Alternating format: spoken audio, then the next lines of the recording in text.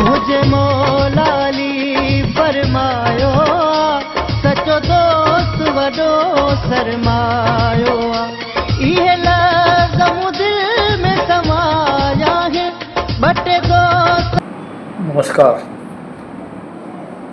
राष्ट्रीय सिंधी समाज, रियल सिंधी समाज ऐं राष्ट्रीय सिंधी मंच हिकु रजिस्टर्ड संस्थाउनि द्वारा अहमदाबाद में 29/31 हिकु ज़बरदस्त पैमाने ते कार्यक्रम आयोजन कयो वियो। हाणे ज़बरदस्त इन करे चयो वियो आहे छाकाणि उन जी तयारी घणे टाइम खां हली पई ऐं शायदि रायपुर, छत्तीसगढ़ ऐं हिंदुस्तान में दिल्ली ऐं गुजरात में, अहमदाबाद में, गांधीधाम में, आदिपुर में उन जी फुलेस्ट तयारी कई हुई ऐं कोशिशि इहा कई वई त हर माण्हूअ खे इहा ख़बर पए त हिते जेको आहे सिंधी सम्मेलन थी रहियो आहे ऐं परिचय सम्मेलन थी रहियो आहे त पंहिंजे ॿारनि लाइ मिटी माइटी ॻोल्हे सघनि, ॾिसी सघनि रूबरू ऐं को वञण जी किथे ज़रूरत न पए, जंहिंखे जंहिं शहर जो खपे उन शहर जो मिले। ऐं अहिड़ी ते घणी ॿियूं संस्थाऊं बि कोशिशि कंदियूं रहंदियूं आहिनि, पर अॼुकल्ह हिकिड़ो वॾो प्रॉब्लम आहे त हिन कार्यक्रम में छोकिरा अचनि था, छोकिरियूं घटि थियूं अचनि। उनजो कारण इहो आहे त अॼुकल्ह जा छोकिरा छोकिरियूं 25 सालनि ताईं त सोचीनि बि कोन था त शादी कयूं ऐं 25 सालनि खां पोइ था कयूं। उनजो कारण छा आहे इहो उन्हनि खां ई पुछणु खपे। ज़िंदगी 100 साल जी हूंदी आहे जंहिंमें असांजी हार्डली असां ज़िंदगी 50 साल त जीअंदा आहियूं ऐं उन 25 सालनि में अगरि माण्हू शादी न करे त उहो वॾो थींदो त उनजा ॿार 25-26 साल जा थियनि त उहो ज़िंदगी जो हिकु बाक़ी आहे 20 साल जेका आहे लुत्फ़ वठी सघे। पर इहा ॻाल्हि अॼुकल्ह जे नौजवान छोकिरनि खे सम्झ में नथी अचे। तंहिंखां पोइ बि राष्ट्रीय सिंधी समाज, राष्ट्रीय सिंधी मंच ऐं रियल सिंधी ग्रुप जेको आहे उन्हनि इहा कोशिशि कई। अहमदाबाद जे माण्हुनि ॾाढी पंहिंजे हिसाब सां कोशिशि कई।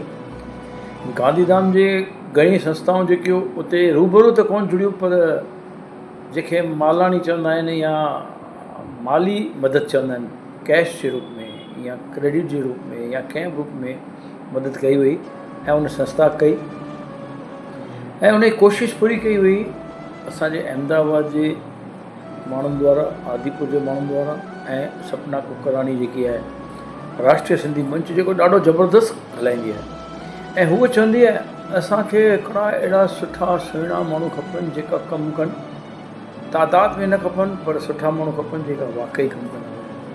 ऐं मां गुज़िरियल घणनि सालनि खां त चवण जो मतिलबु छा आहे त गांधीधाम, आदिपुर, रायपुर जे घणनि ई व्यक्ति, मां नाला इन करे नथो वठां छाकाणि नाला वठण खां पोइ पत्रकार जे मथां हिकिड़ो इल्ज़ाम लॻंदो आहे त हिन जो नालो न वरितई, हुन जो नालो न वरितई, संस्थाउनि खे चयो वेंदो आहे। पर मां 2-3 नाला इन करे वठंदुसि जेका हिन आयोजन में ख़ासि करे जुड़ियल आहे। असांजा अहमदाबाद जा श्री जितेंद्र भाई, पोरबंदर खां श्री विखू भाई ऐं सोमनाथ खां, ऐं पोरबंदर खां बि ॿिया असांजा महिमान जुड़िया हुआ, दिल्लीअ खां जुड़िया हुआ, अहमदाबाद खां जुड़िया हुआ ऐं आदिपुर गांधीधाम खां बि कुझु व्यक्ति जुड़िया, उन में ख़ासि करे महेश आहूजा ऐं उनखां पोइ रायपुर साइड खां, छत्तीसगढ़ खां सपना कुकरेजा ऐं मुंबई खां पर गंगाराम भाई उहे जुड़िया। त अचो ॾिसूं था उन जी झलकियूं। पर वरी मुंहिंजी हिकु विनंती आहे त पंहिंजे ॿारनि जी शादी 25 खां अॻु करायो, मिटी माइटी ॻोल्हियो, न त पोइ सिंधी जिहाद थो थिए, लव जिहाद थो थिए, ॿियनि क़ौमुनि सां पंहिंजी छोकिरियूं हली थियूं वञनि, पोइ केतिरो टाइम थियूं दुखी रहनि, सुखी रहनि, ख़बर कोन्हे, उन्हनि जी ज़िंदगी ख़ुदि बदिली थी वञे। त अहिड़ी ज़िंदगी जेकी बदिलिजे उनखे रोकण लाइ करे अचो, गॾिजी करे सुठी मिटी माइटियूं कयो, सिंधी कार्यक्रम में अचो। रोटी कमाइण लाइ त धीरू भाई अंबानी बि पैसा कमाईंदो आहे, गौतम अडाणी बि कमाईंदो आहे ऐं ॿिया घणेई माण्हू कमाईंदा आहिनि, पर सेवा करण लाइ करे श्री असांजा भारतीय जा वड़ा प्रधान जेका हाणे वर्ल्ड जा हाईएस्ट, ईअं चइजे त हिंदुस्तान जा बि हाईएस्ट रूलिंग नेता थी विया आहिनि। अहिड़े नेता जंहिंखे न ॿारनि जी खपे, न बच्चनि जी, जंहिंखे माउ जी न, पंहिंजी भेण जी न, पंहिंजी ज़ाल जी न, कंहिंजे पुठियां वेंदा आहिनि सिर्फ़ु देश लाइ। ऐं तंहिंखां पोइ बि 2000 करोड़ जो हुन मथां इल्ज़ाम थो लॻे। त असांजी संस्था मथां इल्ज़ाम लॻंदो ई लॻंदो। हा, हिन संस्था जा कुझु बानीगरनि में मिस्टेक आहे। एज़ ए पत्रकार मां ज़रूरु चवंदुसि, ऐसे राष्ट्रीय सिंधी समाज जे व्यक्ति मां न चवंदुसि, त उहो सुधारणु खपनि त किथे बि कंहिंजो मन दुख न थिए। छाकाणि असां केरु आहियूं कंहिंजो दुख मन दुख करणो आहे। हा, कोई घोटालो थिए, गड़बड़ थिए थी त हुनखे चवणो आहे, संभालणो आहे, पर मन दुख थियणु न खपे। त अचो कुझु क्लिप सां तव्हांखे हुनजी रिपोर्ट त ॾेखारियूं। अहमदाबाद जी 29/31/2026। हलो हाणे ही लधाणी साहब अथव, लधाणी साहब बस हिकिड़े जी वियो। अचो लधाणी साहब नरेंद्र ईडर मोहन भैया मोबाइल बाद में भाई दादा आ जाओ, दादा आ जाओ, टेबल पे चढ़ जाओ यार। लधाणी साहब जो स्वागत कयो आहे असांजा भेण ॻाल्हायो। असां डॉक्टर सपना कुकरेजा जेके असांजा अध्यक्ष आहिनि राष्ट्रीय सिंधी मंच जा, ऐं असांजे महेश भाई आहूजा अनाउंस कयो आहे त राष्ट्रीय सिंधी समाज जा गुजरात जा सभु मेंबर असां उन्हनि सां जुड़ूं था ऐं असां हिकिड़ो वॾो मंच ठाहियूं था जेको शक्तिशाली बि थींदो ऐं असांजे सॼे राष्ट्र में इंडिया में उहो अॻियां वधंदो। पंहिंजे जेके हक़ वास्ता आहिनि सिंध जा, सिंधियत जा, उहे असां ज़रूरु वठंदासीं। जितेंद्र भाई सौराष्ट्र कमेटी जा उपाध्यक्ष आहिनि, जंहिं हिकिड़ी गुजरात मां ऐलान कयो आहे कि असां जेके गुजरात जा सिंधी आहिनि उहो पूरो सपोर्ट असां कंदासीं। राष्ट्रीय सिंधी मंच जिन जो नंबर आहे 242/21 डॉक्टर सपना कुकरेजा रायपुर संस्था। हीअ हिकिड़ी संस्था पूरी रजिस्टर आहे जेकी हिननि जी संस्था आहे। अगरि हू चाहिनि त असांखे पंहिंजा पद बि ॾेई सघनि था, छो जो हिन संस्था में हू वॾे पद ते आहिनि। त ही जेके बि असां मेंबर आहियूं, असां वटि लॻभॻि 1000 मेंबर आहिनि। 1000 मूं वटि महेश पी आहूजा सां टोटली गुजरात में, पर मां तव्हांखे 200 त जोड़े सघां थो हींअर ई अधु कलाक जे अंदरि। जय श्री माइक माइक माइक न माइक ओ भाई बटन बंद कयो, बटन बंद कयो।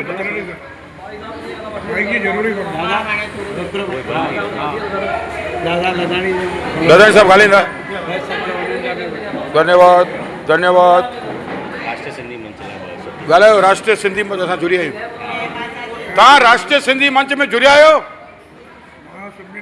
न, मां तव्हांखे जेको चवां थो मूंखे न जुड़िणो आहे। मूंखे तव्हां वांगुरु सिंधियुनि वांगुरु ॻाल्हाइणो ई कान्हे। मां तव्हां सां गॾु आहियां, पोइ भॼी वञो।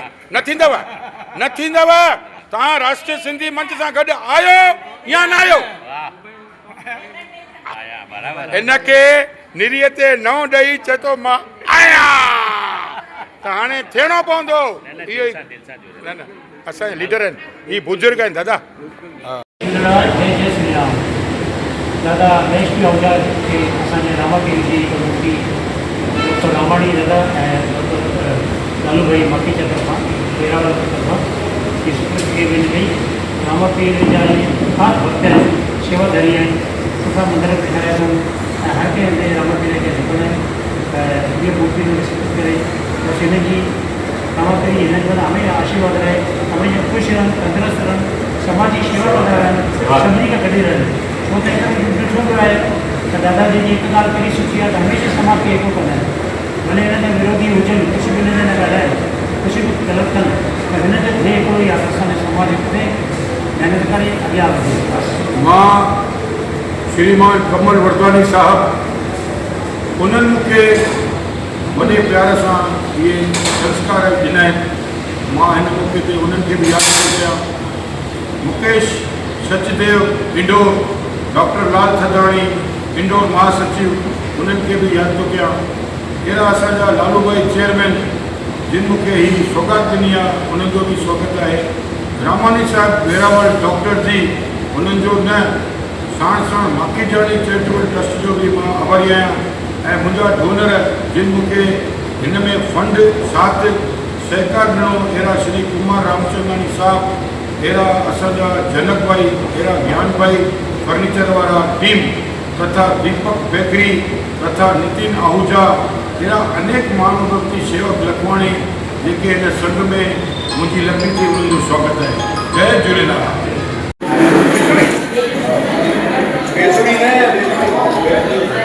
धन्यवाद। परिचय सम्मेलन 29, 30, 31 तारीख़ कयो वियो। ही तव्हां ॾिसी रहिया आहियो परिचय सम्मेलन अॼु 29, 30, 31 तारीख़। जिन माण्हुनि सही न कई हुजे, रजिस्टर में सही कान, हिकिड़ो ग्रुप ठहंदो, उन में नियाणियुनि जा फ़ोटा न मोकिलिबा, उनजे माउ पीउ जा फ़ोटा मोकिलिबा, उनजा नंबर मोकिलिबा। तव्हांखे वरी चई रहियो आहियां, हिते हिकु रजिस्टर रखियलु अथव, हेठि पंहिंजी सही कंदा, छोकिरे जो नालो लिखंदा, मोबाइल नंबर लिखंदा, त तव्हांजो अॻियां कमु थी वेंदो। जय झूलेलाल, जय रामा पीर। मां कल्याणी भाई जो स्वागत थो कयां। हलो, जय झूलेलाल, जय झूलेलाल। ही असांजो स्वागत आहे राष्ट्रीय सिंधी समाज गुजरात, रियल सिंधी समाज गुजरात, राष्ट्रीय सिंधी मंच गुजरात। तव्हांजो स्वागत आहे। सभु सयूं कजो, भला रजिस्टर पियो अथव, छोकिरे जो नालो लिखिजो, साम्हूं रजिस्टर पियो अथव, उन में छोकिरे जो नालो, मोबाइल नंबर लिखिजो। हिकिड़ो भारत जो ग्रुप ठहंदव, उन में तव्हांखे छोकिरियुनि जा पॉसिबल आहे नंबर बि मोकिलिबा। तव्हांजो स्वागत आहे। रोटी चालू थी वई आहे। ज्ञान भाई कंजाणी तरफ़ सां रोटी आहे, कुमार रामचंदानी तरफ़ां रोटी आहे, आदिपुर जे डोनश माखीजानी चैरिटेबल ट्रस्ट तरफ़ां बि चांहि कॉफ़ी जी व्यवस्था रखियलु आहे। हरेश कुमार असांजा माखीजानी उन तरफ़ां कुझु गिफ्टूं आइटमूं ॾिनल आहिनि। धन्यवाद। जय झूलेलाल। मां स्वागत थो कयां नरेश भाई भूलचंदानी जो, मां स्वागत थो कयां कंजाणी साहिब जो, लाइफ स्टाइल वारनि जो, शेवक लखवाणी जो, निर्मल भाई जो, हेमनाणी साहिब जो, सभिनी जो डोनरनि जो स्वागत आहे। जय झूलेलाल।